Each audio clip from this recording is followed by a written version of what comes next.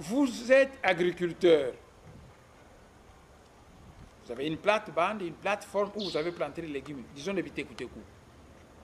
Ça pousse, mais l'herbe sauvage aussi pousse à la même plateforme, à la même plate-bande. Vous prenez l'engrais chimique, vous jetez cette plate-bande, et bien quand l'engrais chimique arrive là-bas, les Biteku-Teku sont stimulés, ils poussent fortement, et les herbes sauvages aussi se mettent à pousser fortement. Quitte à vous maintenant de sarcler, d'enlever les herbes sauvages pour laisser les Biteku-Teku. Quand une ère nouvelle pointe à l'horizon, au fur et à mesure que l'archange qui supervise cette ère déverse ses influences sur la planète Terre, au début, ça stimule et les effets positifs et négatifs simultanément. Et au fur et à mesure qu'on avance, que les années s'écoulent, on se met à mater les effets négatifs pour que vers la fin, alors prédominent les effets positifs.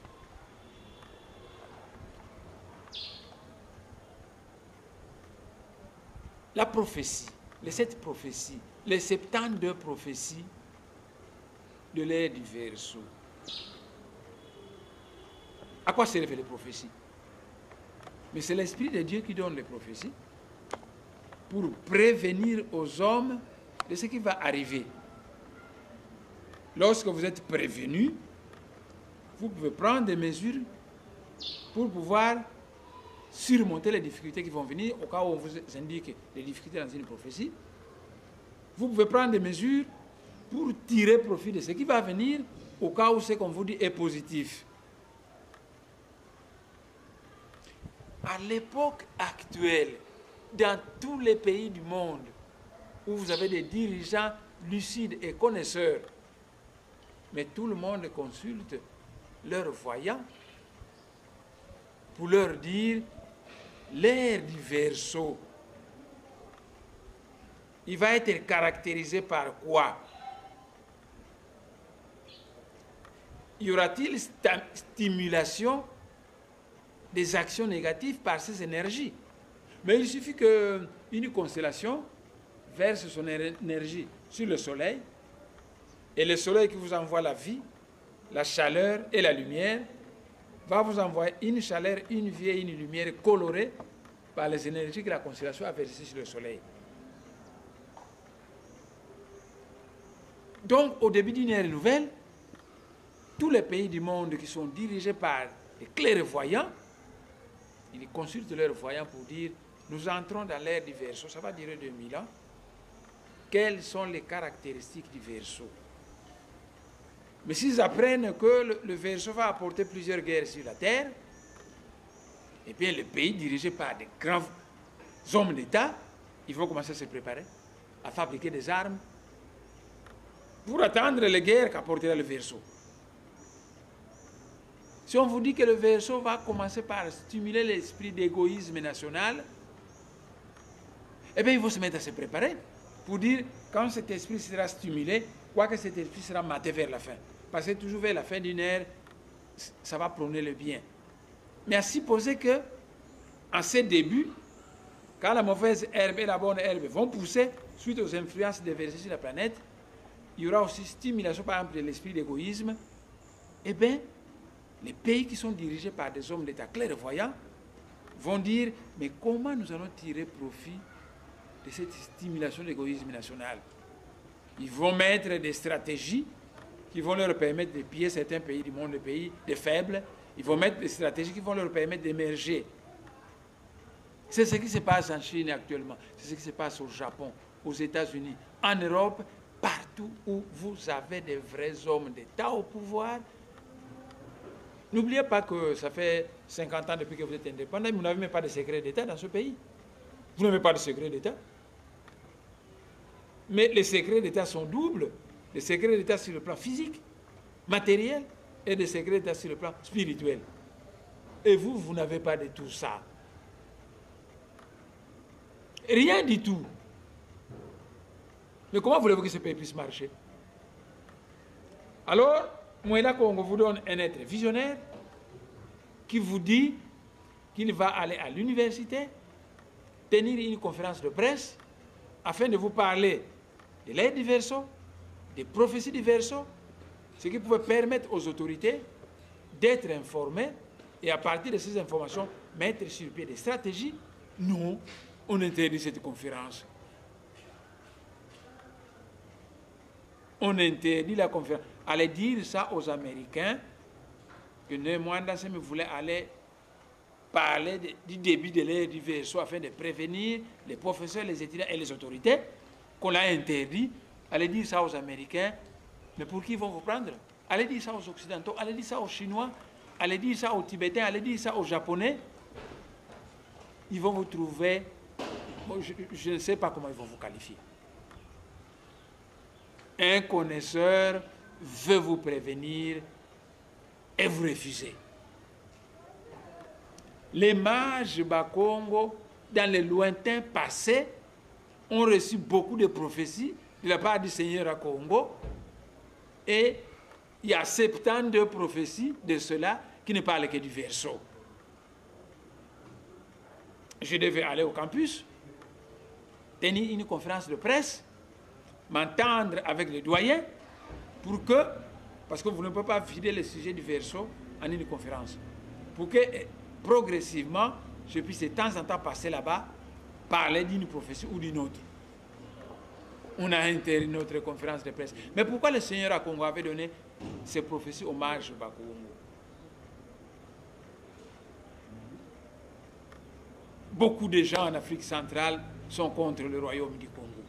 Parce qu'ils ne savent pas que le royaume du Congo n'a pas été fondé par un homme, mais il a été fondé sur ordre d'un archange qui a demandé au mage Bakongo de fonder le royaume du Congo, que le Seigneur à Congo allait se mettre à se servir de ce royaume pour illuminer le cœur de l'Afrique.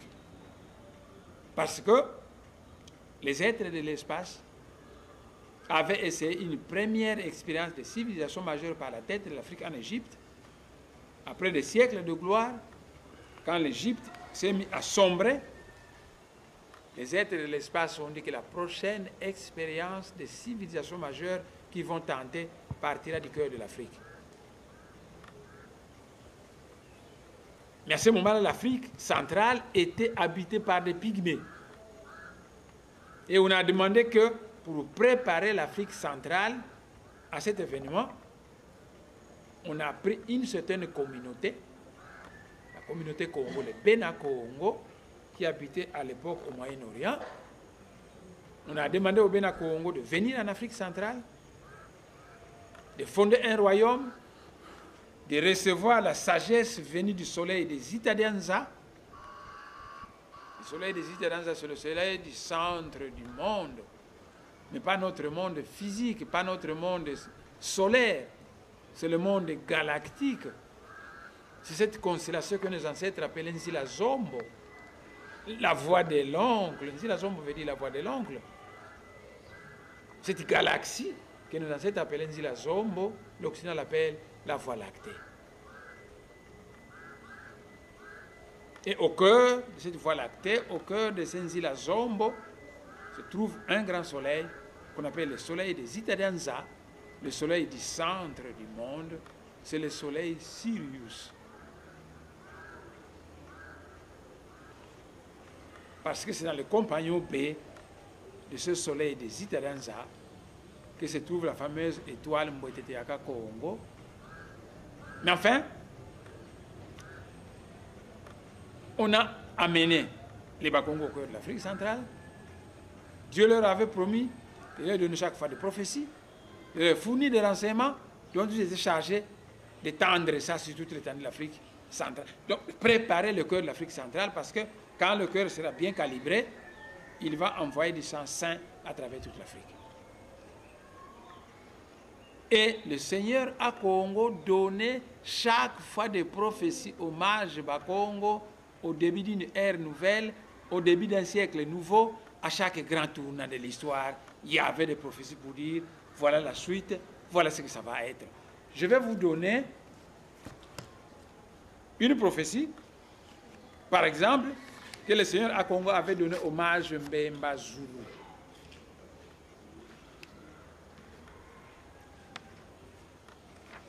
certaines prophéties, je vais me mettre à les diffuser à l'aide de Congo Dieto. Je vais me mettre à les diffuser à l'aide de Congo Dieto. Les 72 prophéties de l'aide du verso, je me mettrai à les diffuser sous forme d'un Congo Dieto, chaque fois en les commentant.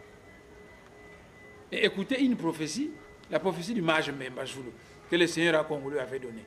C'est au moment où les Bakongo habitaient encore le nord, le Moyen-Orient, et qu'on leur demandait de descendre au cœur de l'Afrique en mission spéciale. Écoutez, lors du déclin de la civilisation de l'Ekipata, c'est Egipata, parce que l'ancienne langue de l'Égypte, il y avait beaucoup de Egipata, Gizenga, Gisanga, Egipata. Ça, c'est les survivants de l'ancienne langue de l'Égypte. Lors du déclin de la civilisation de l'Egipata, le mage Mbemba Zulu en qui on veut dire l'aigle du ciel, le mage Mbemba Zulu entendu la voix du Seigneur à Congo qui disait ceci au Bénin Congo. On va leur demander de venir en Afrique centrale. Tu es mon peuple élu. Mais l'être suprême s'appelle Akongo. Les Bakongos sont donc ce peuple qui porte le nom de Dieu. Et le Seigneur Akongo dit ceci. Tu es mon peuple élu. Tes premiers ancêtres sont venus de l'espace. Je vous ai dit que nos premiers ancêtres, nous et les Zoulous, sont venus de l'étoile Kakongo. Et le Seigneur Akongo dit, tu es mon peuple élu. Tes premiers ancêtres sont venus de l'espace. Mais toi, tu es né en Éthiopie. Les Bakongos sont nés en Éthiopie.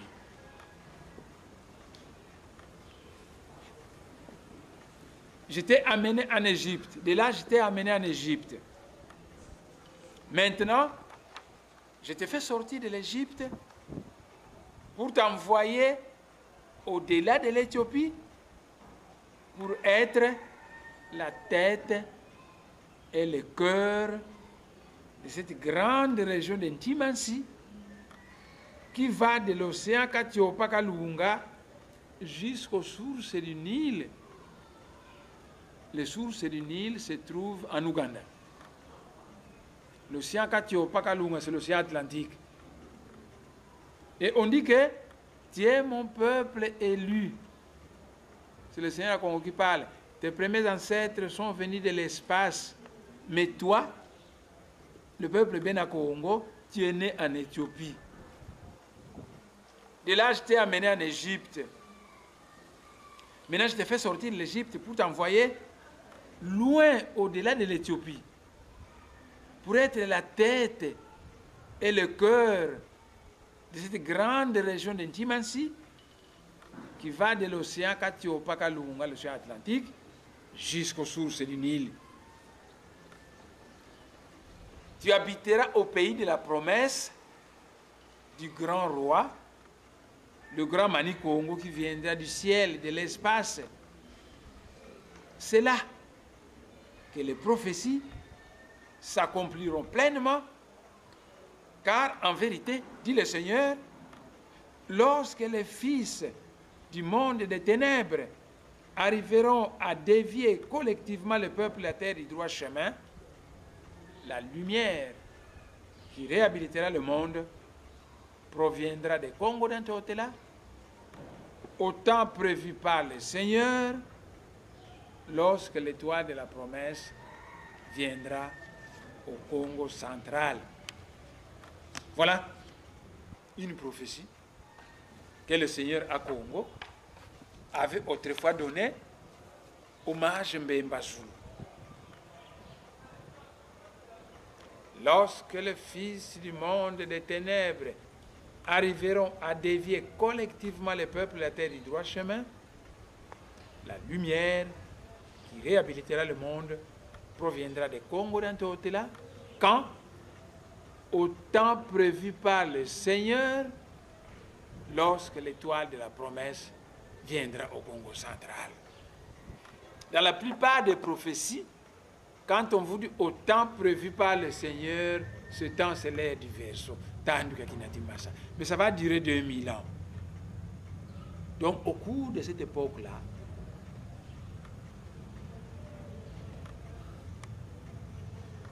et beaucoup de prophéties que les mages Bakongo ont reçues.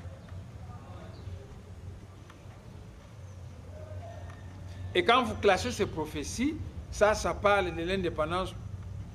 Mais l'indépendance était prophétisée depuis longtemps. Même la colonisation était prévue. Mais il arrive des moments où le peuple s'en fout de la loi sacrée, ils ne veulent pas suivre et ils subissent. Donc quand vous regardez tout cet amas de prophéties que les mages Bakongo ont reçues, en nous disant, nous sommes maintenant au début de l'ère du Verseau, cherchons toutes les prophéties qui ont des relations avec le Verseau. Et même moi, quand j'ai cherché dans ces archives, j'ai trouvé environ 72 grandes prophéties qui parlent de l'ère du Verseau.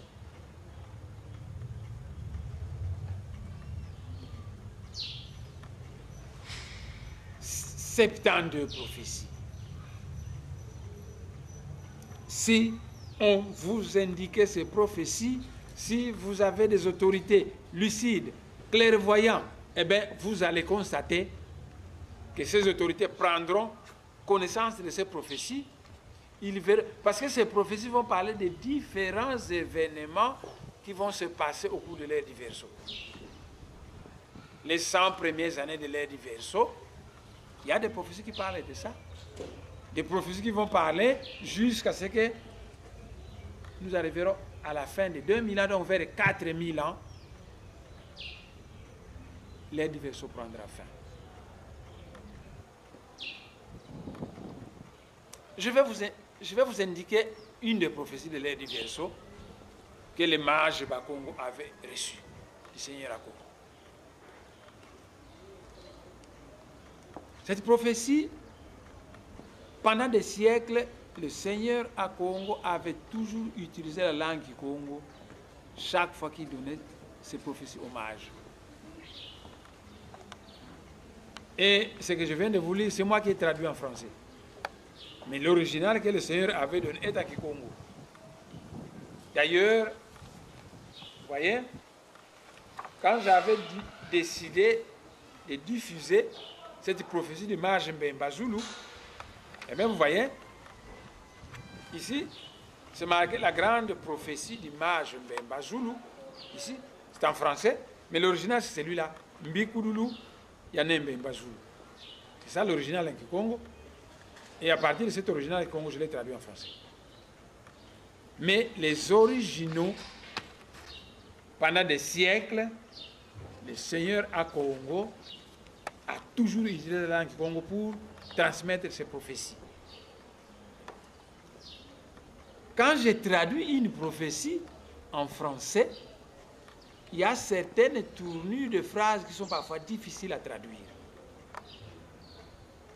C'est pourquoi vous avez vu les derniers Congo Dieto, je mets en Kikongo, je traduis en français. Comme ça, si j'ai mal traduit en français, s'il y a des gens, s'il y a des Bakongos qui connaissent mieux le français que moi, ils peuvent dire ici, la traduction pouvait un peu être ceci. Bon, je parle quand même le français d'une certaine manière, j'ai traduit, mais les choses les plus précises ont été dictées en langue Kikongo. Alors, je vous ai promis de vous donner tout de suite là une prophétie. Il y en a 72. Il y a la masse de prophéties que les Bakongos ont obtenues pendant des siècles. 72 prophéties parlent de l'ère du Verseau. Tandu Kakinati Massa. Et je vais vous parler d'une certaine prophétie de l'ère du Verseau. Je vais commencer par le dire en Kikongo et puis je vais le traduire en français. Comme ça, s'il y a une petite lacune dans la traduction en français, ceux qui auront entendu la version Kikongo diront, quand il avait traduit là à tel endroit, on devait traduire comme ça. C'est très délicat. Hein? Quand vous avez une invocation que vous la traduisez dans une autre langue, si la traduction n'est pas correcte, le taux vibratoire de l'invocation baisse. Donc un message qu'on a dicté dans une langue donnée, Quand vous la traduisez dans une autre langue, la traduction doit être impeccable, sinon vous baissez le taux vibratoire du message. Et voici la fameuse prophétie à Kikongo. Je vais tenter de faire du Kikongo français. Kinzi wa nene wa kubukwa. Quelque part dans l'espace, on s'est mis à préparer une grande fête. Lumbu lwa minti lwa solwa. Mukalankinzi wo. Et bien on avait choisi un certain parc fleurissant où devrait se passer cette fête. Mukubukulu, dans la préparation, banata biandu biampila mumpila mulumbu lwa minti.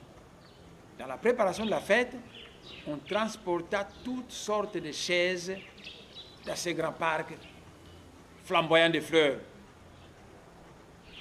Biandu biankabakala bankufi, biankabakala banda, biasanga mabeni. Certaines chaises étaient courtes, mais d'autres chaises étaient hautes. Mbokinkubu munubu ya manisa. Lorsque les préparatifs prirent fin, on a mis des chaises, on a mis des tables, on a mis des repas. Lorsque les préparatifs prirent fin, les invités commençaient à venir. Les invités à la fête commençaient à venir. Umosimu bao babokula kunkinzi kumbwandi na mwanzi wa mambi. L'un de ces gens qui étaient invités à la fête, l'une de ces personnes s'appelait Na Mwanzi wa Mambi. En langue Congo, Na, c'est une variante de Ne, veut dire monsieur, venu son excellence, son honorable, Mwanzi wa Mambi. Mwanzi, c'est la racine. Mambi, c'est le mal. Donc cet invité a comme nom Na Mwanzi wa Mambi, ça veut dire monsieur, la racine du mal. C'est le nom d'un invité. Il est invité à la grande fête. Et Namwanzi Wamambi Bukaluaka, lorsque Namwanzi Wamambi est arrivé au lieu de la fête, Yandi Walo, Samel, Somandi, Mulumbu, Lwalon, Wakalankinzi. Quand il est arrivé, il jeta ses yeux dans tout le parc où il y avait la fête. Mboki wa sola kiti kia zanga mabeni. Et après, il choisit une chaise très haute. Il dit, c'est là que moi j'irai m'asseoir. Na mwanzo wa mambi, waenda voanda vakiani kia zanga ma. Monsieur la racine du mal est allé s'asseoir sur cette chaise haute. Tout kava kiti kyokyo. Yandi wa monanza ya mvimba. Assis sur cette haute chaise, ses yeux se sont mis à voir le monde entier, toute la planète Terre. Quand c'est mais c'est étrange que kwa konsono kwa luaka men sumana mwanzo wa mambi kwa kota mianga la empasi muntima mabantu. Mais c'était étrange que assis sur sa chaise là, na mwanzi wa mambi, voyait tous les pays de la planète Terre. Mais curieusement, partout où ses yeux tombaient, quand ça tombait dans un pays donné, les citoyens du pays plongeaient dans une souffrance atroce. L'andila di odio,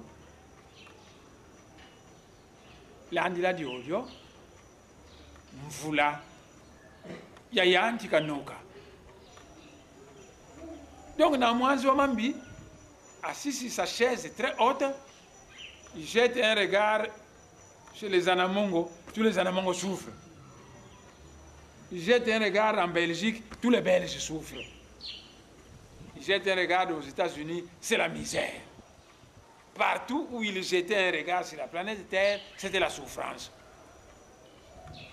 Mais là, il a dit audio, mvula yayanti kanoka. Après, une pluie s'est mise à tomber. Et mvula yoyo il y a Tebisa, Nsadian Santoto, il y a Vio Kila, Fafuluka Kalankinzi.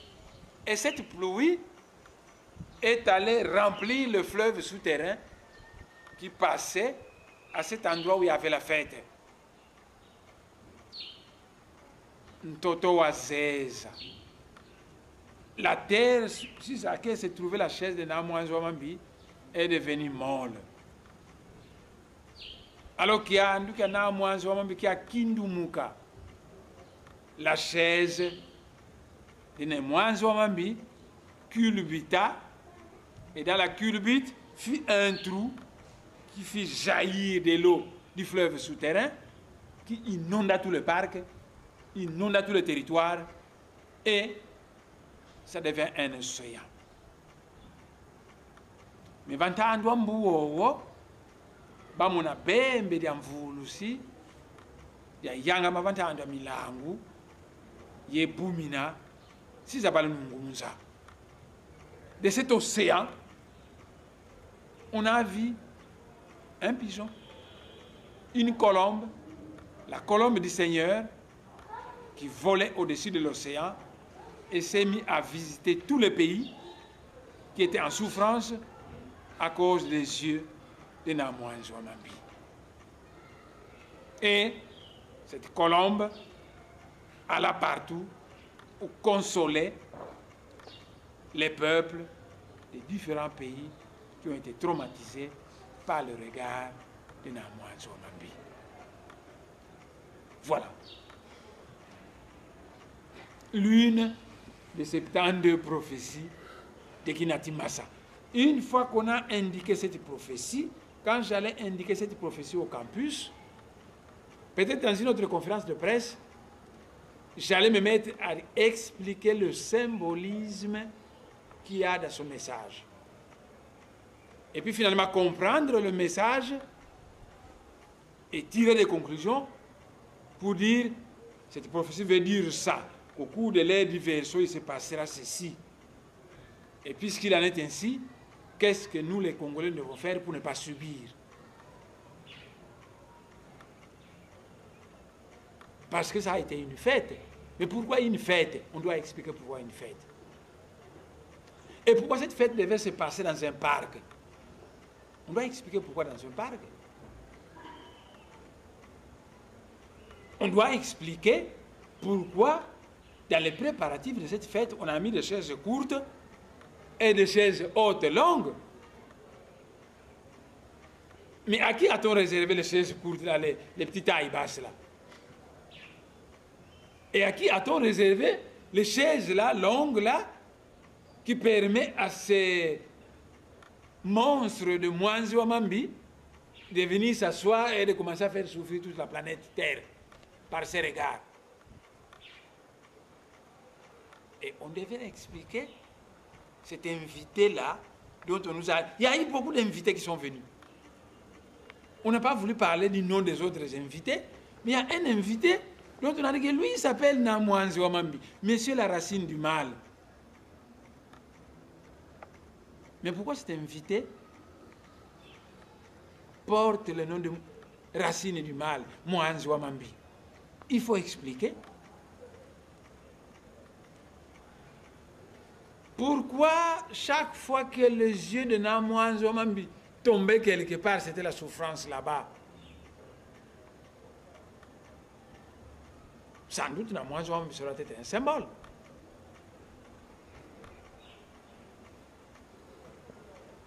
Et la sagesse Congo enseigne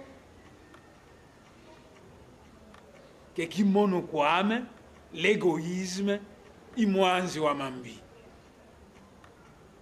Donc, en puisant la sagesse Congo pour interpréter ce symbolisme, donc Namwanzo Mambi, c'était un être éminemment égoïste qui ne pense qu'à son bonheur personnel et qui fait souffrir les autres par son égoïsme. Et alors finalement, cette pluie qui se met à tomber, c'est quoi? Kinati Massa, le porteur de l'eau. La pluie, l'eau tombe. Le fleuve souterrain saturé, il jaillit et il transforme le tout en un océan. Pourquoi un océan? Et au-dessus de cet océan, on voit une colombe qui vole au-dessus de l'océan et qui s'en va visiter tous les pays qui ont été martyrisés par le regard de Namouanzi Wamambi. Pourquoi une colombe? La colombe symbolise quoi? Mais cette fameuse colombe, on appelle Bembe Diamvoulouzi. Littéralement, en français, ça veut dire la colombe du Seigneur, du Sauveur. La colombe du Sauveur.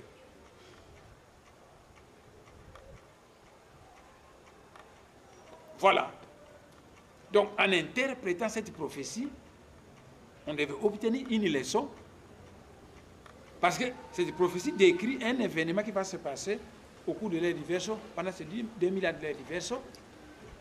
Alors, en fonction de ça, la République démocratique du Congo, si c'était un pays dirigé par des êtres visionnaires, si vous avez des secrets d'État, vous n'en avez pas. Vous passez votre temps à danser le ndombolo. Vous passez votre temps à danser dans l'église et dans les bars. On veut vous éclairer. Vous n'êtes pas d'accord. Vous êtes sûr que les êtres de l'espace qui ont envoyé les Bakongo en Afrique centrale, pour qu'ils reçoivent la sagesse d'en haut et la diffuser à toute l'Afrique centrale, vous êtes vraiment sûr que ces êtres seront d'accord que quand ils vous envoient un être visionnaire qui veut vous éclairer, vous interdisez ça? Mais quelle différence y a-t-il entre vous, les autorités actuelles de la RDC, et les colons belges qui ont interdit à Mbouta Kimbangu de donner son message à l'Afrique centrale? Les colons belges ont interdit à Kimbangu de donner son message. Aujourd'hui, le régime en place interdit au second Kimbangu de Mwandansemi de donner 72 prophéties à l'Afrique centrale afin que l'Afrique centrale se prépare correctement pour l'ère du Verseau, parce que quand l'Afrique centrale deviendra saint, il va envoyer un sang saint dans toute l'Afrique. Vous nous interdisez. Voulez-vous que je vous dise la vérité? Mais si je vous dis la vérité, vous ne pouvez pas la supporter. Mais je vous dis que le royaume du Congo a été fondé sur l'ordre d'un archange qui a dit qu'on donnera de la connaissance aux mages Bakongo qui seront chargés de la diffuser dans toute l'Afrique centrale afin que le cœur de l'Afrique soit correctement orienté. Et quand le cœur de l'Afrique sera correctement orienté, alors l'Afrique va pouvoir, le cœur de l'Afrique va pouvoir rayonner sur toute l'Afrique, et au rendez-vous du donner et du recevoir, l'Afrique aura quelque chose à donner au monde. Et quand on envoie un messager dans le Bas-Congo pour éclairer l'Afrique centrale, le régime colonial belge l'empêche de fonctionner. Maintenant qu'au début de l'ère du Verseau, parce que le Seigneur à Congo a dit au Bas-Congo dans le lointain passé qu'à chaque grand tournant de l'histoire, je vous enverrai une âme d'élite qui viendra vous guider. L'âme d'élite de l'époque actuelle, c'est Longi Mbouta Kimbangu l'a dit. Et pendant qu'il veut aller au campus, pour informer l'Afrique centrale, on l'interdit. Vous savez ce qui va arriver? Vous êtes capable de supporter ça? Je ne sais pas qu'est-ce que vos politiciens vont dire. Mais je vous assure, le monde céleste avait juré de chasser les colons dans ce pays, parce que ce colon ne permettait pas à Mbouta Kimbangu et sa suite de donner le message que Dieu leur avait donné à l'Afrique centrale. Et si vous continuez à m'interdire de fonctionner, le monde céleste prendra la même décision. Ils pourront faire éclater ce pays en plusieurs États indépendants. Dans ce cadre, le Congo central devient indépendant et le message que le Seigneur Congo va donner au Bas-Congo va être diffusé au Congo central et diffusé en Afrique centrale. Ne poussez pas les êtres d'en haut d'arriver à cette conclusion-là. Tous les députés sont libres de se promener à travers la République démocratique du Congo. Néanmoins, ne peut pas se promener. Quand mes chefs hiérarchiques me disent créer Bundula Congo, nous allons nous servir de Bundula pour éliminer le cœur de l'Afrique, on empêche Bundula Congo de fonctionner. Et on me dit, si vous voulez faire la politique, fondez un parti politique. La religion, fondez une église. Et quand je fonde un parti politique, pendant que ce parti est en ordre avec la loi, on l'interdit de fonctionner. Et quand je dis que j'ai été envoyé en mission à ce début de l'ère du Verseau pour éliminer le cœur de l'Afrique, je dois aller au campus donner une conférence de presse. Le régime en place interdit cette conférence de presse. Comment le messager des grands êtres que je suis, comment je vais faire ma mission? Voilà le message. Lorsque l'Égypte était dans la gloire, les Abraham, quand ils avaient fait, c'est en Égypte qu'ils allaient. Les Grecs, c'est en Égypte qu'ils allaient. L'Égypte de l'époque, c'est comme vous allez actuellement aux États-Unis, en Grande-Bretagne, en Allemagne, les pays développés. Et que lorsque vous crevez de faim ici, vous allez aux États-Unis, vous rentrez, vous devenez joufflu. À l'époque, c'est en Égypte qu'on allait. Même Abraham est allé en Égypte. Mais à partir du moment que l'Égypte s'est mis à sombrer dans le désordre, on dit au peuple juif, sortez du milieu d'eux. On a dit au Bénin Congo, qui ont un lien de sang avec les Juifs, vous aussi vous sortez de ce milieu, mais vous allez au cœur de l'Afrique. Pour être la tête et le cœur de l'Afrique centrale. Cette prophétie de Mbemba Zulu, je vais la diffuser cette semaine. Si vous avez des autorités lucides dans ce pays, qui les lisent attentivement et qui découvrent la mission que le Seigneur à Congo a donnée au Bénin Congo. Voilà donc globalement, en résumé, d'une façon très simplifiée, ce que j'avais à dire aujourd'hui au cours de cette conférence de presse où je me suis adressé au commun des mortels, conférence de presse qui tenue au campus universitaire allait être de loin plus profond parce que là j'avais affaire à des grands professeurs d'université et à des étudiants habitués à réfléchir sur des concepts abstraits. Voilà, si vous avez des questions à poser, vous allez poser vos questions. Je vais répondre à ça et nous mettrons fin à la conférence. Oui, merci honorable parce que pour votre exposé, parce que là, c'est une dose de connaissances que vous venez de pouvoir inoculer dans les pensées, disons, de Congolais. Mais une question avant que nous puissions nous séparer, parce que je sais que les temps ont coulé vite aussi. Mais honorable, nous sommes dans les temps des versets. Vous avez dit dans la prophétie de Mbemba Zulu, disons, en fait, dans la prophétie de monsieur la racine du mal, ouais. Il a été englouti par l'eau. Ouais. Et disons, par là également, nous sommes dans les débuts de l'ère Verseau. Vous êtes chargé de pouvoir donner ces messages. Je crois que le message de l'ère de Verseau doit être un peu plus doux et qu'on doit pouvoir nous porter plusieurs également influences plus positives que négatives. Non. Vous savez, l'être humain vit sur la planète Terre depuis des siècles. Pendant tout ce temps, il y a eu des messagers de Dieu qui sont venus sur la planète Terre pour éclairer cet être humain. Et vous vous êtes divisé en plusieurs catégories. Il y a des êtres spiritualisés, très spiritualisés comme le Dalai Lama. Il y a des êtres moyennement spiritualisés. Il y a des êtres terre à terre et des êtres, mon Dieu, que la sagesse Congo appelle Toufi na Toufi. Donc des gens qui ne sont que matière fécale. Alors, déverser une série d'influences sur cette planète, elle vient stimuler les différentes consciences. Donc, ceux qui sont d'un penchant au bien auront tendance d'être galvanisés pour le bien. Les autres, les impurs, seront aussi galvanisés. Mais Kinatimasa est conscient de ça. Au fur et à mesure que le temps va s'écouler, il va continuer à déverser ses énergies multicolores qui vont faire qu'à un moment donné, on va avoir tendance à mater les aspects négatifs pour privilégier les aspects positifs qui vont émerger vers la fin. Ce que ça va être vers la fin, je le connais, mais je ne peux pas mettre la charrue avant le bœuf.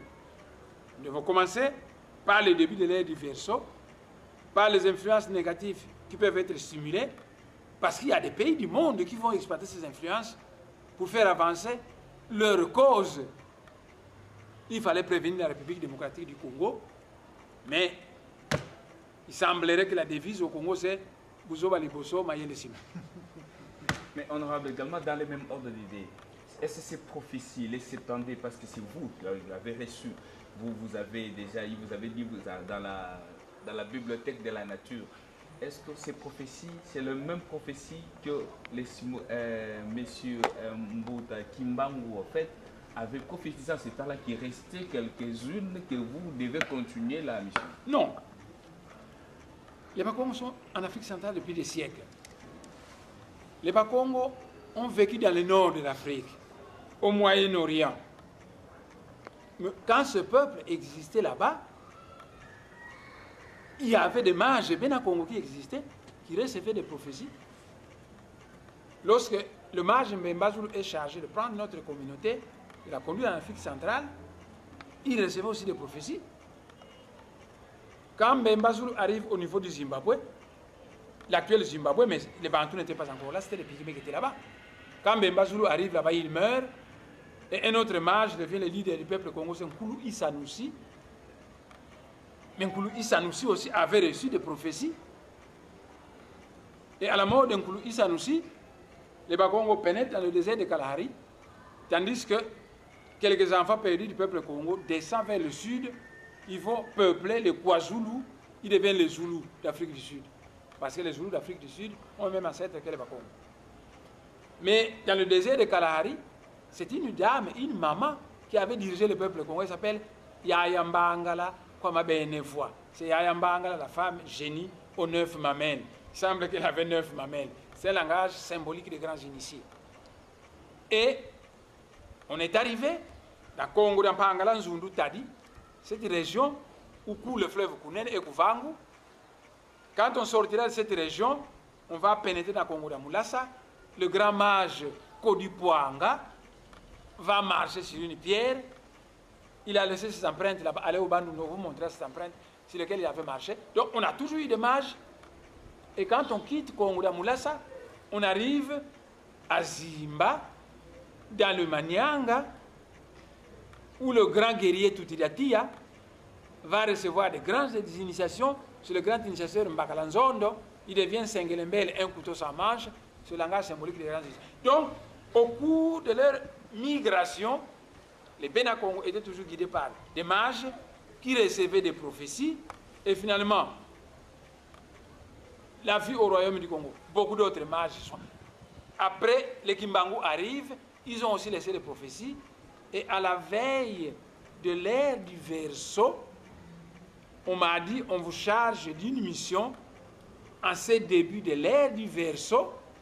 Alors moi, je me suis dit, mais je vais prendre toutes les prophéties des mages Bakongo dans le temps, tout ce qu'ils ont fait comme prophétie, et je vais chaque fois prendre la prophétie qui a des relations avec l'ère du Verseau. Parce que moi, on m'envoie en mission à l'ère du Verseau. Donc ce ne sont pas des prophéties que moi j'ai faites, mais dans cette masse de prophéties, laissées par des mages Bakongo, à Nembemba Zulu a dit ça, ça c'est en relation avec l'ère du Verseau.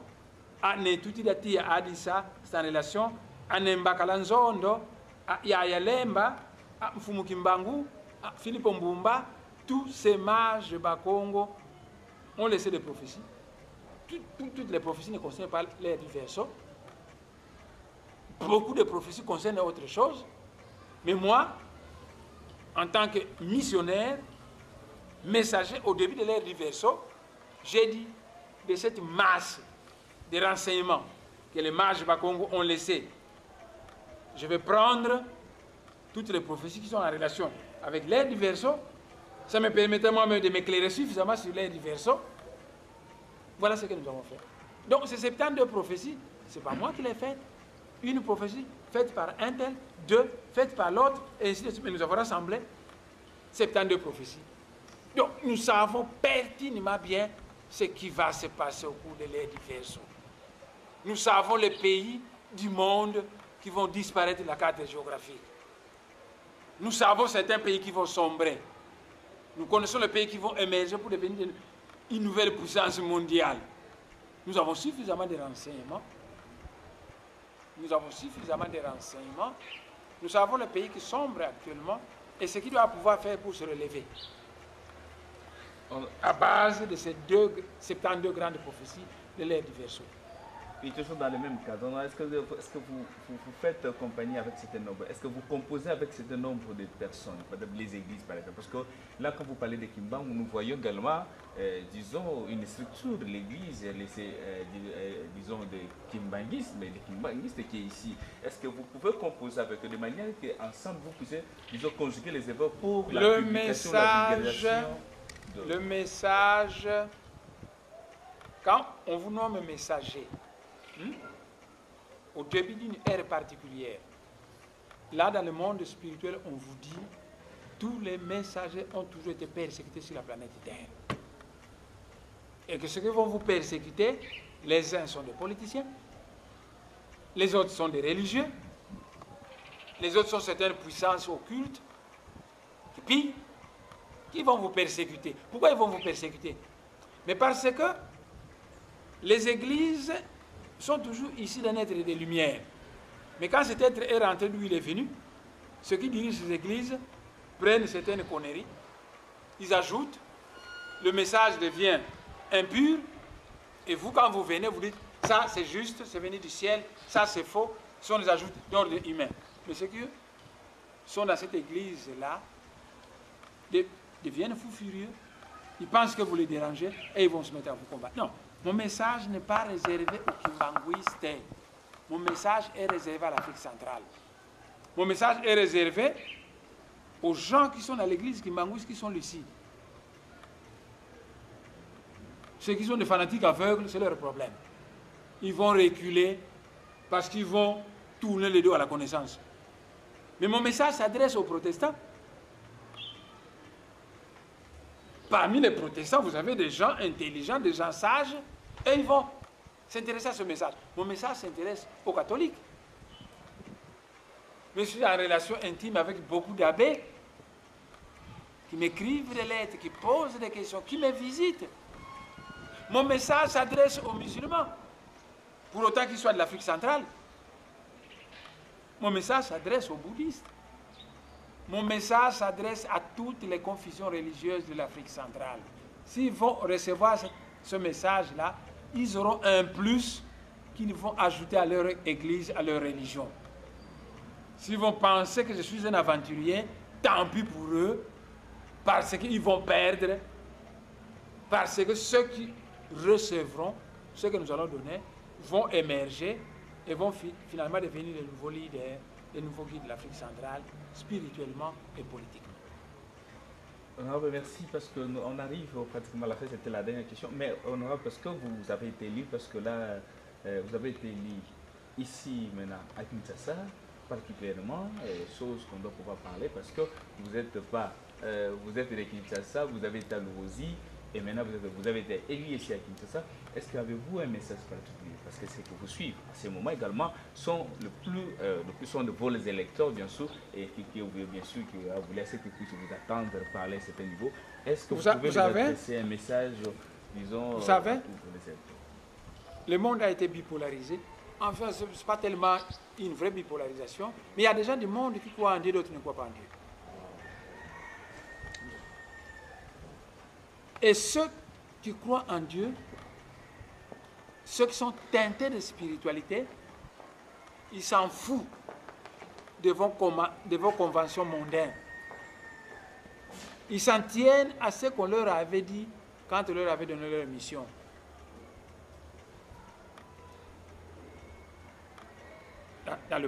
Lors de l'occupation par l'Afrique centrale, on a dit au Bakongo, vous fondez un royaume, on va commencer à vous inspirer, et ce royaume aura comme mission d'illuminer l'Afrique centrale.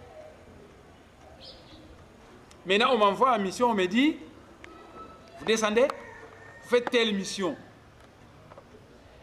J'ai dit la mission de Bundouya Congo va se faire en 3 stades. Au premier degré, Bundouya Congo va réveiller l'espace culturel Congo. Au deuxième degré, Bundouya Congo va réveiller le cœur de l'Afrique. Au troisième degré, Bundouya Congo va s'attaquer à la conquête du monde. Maintenant, vous dites de moi que je suis un député de Kinshasa, oui et non. Mais moi, je me considère plutôt comme Longia Congo, parce que c'est ça la mission que mes chefs hiérarchiques m'ont donnée. On a dit que j'étais un Longia congolais, l'instructeur de prêtres et de politiciens en Afrique centrale. Je suis plus ça que ce que vous pouvez me donner comme grade. Mais comme j'ai été élu à Kinshasa, mais personne ne peut m'empêcher de m'occuper du Bas-Congo. De m'occuper de l'espace culturel Congo qui englobe l'Angola, le Bas-Congo, le Bandundu, le sud du Congo, le sud du Gabon. Ça, c'est l'espace culturel Congo. Parce que cette sagesse Congo que je diffuse a été donnée à ce peuple-là. Et il faudra que ce peuple-là récupère cette sagesse qui a été un peu perturbée par les religions coloniales afin qu'il puisse illuminer toute l'Afrique centrale. Donc, ne me cantonnez pas dans Funa. Parce que ma mission est mondiale.